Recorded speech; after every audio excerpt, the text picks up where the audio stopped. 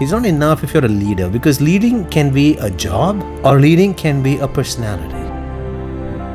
Especially for entrepreneurs and entrepreneurs and people who are creating impact, launching businesses, your leading is very different from leading as a job function. Your leading is to achieve something that only you could accomplish. And what you can accomplish or not depends really on how many leaders you have with you. You can either stand alone or you can stand with a team of leaders. The winning heart is not necessarily about you developing your leadership skills as much as you having leaders in your team, and which is greater leadership. Good investors, when they invest a lot of money, they look at the entrepreneur, not the idea, because they know the idea is going to change. The product and the idea keeps changing, but the entrepreneur behind it, they bet on that person, whether this person will be able to adapt fast.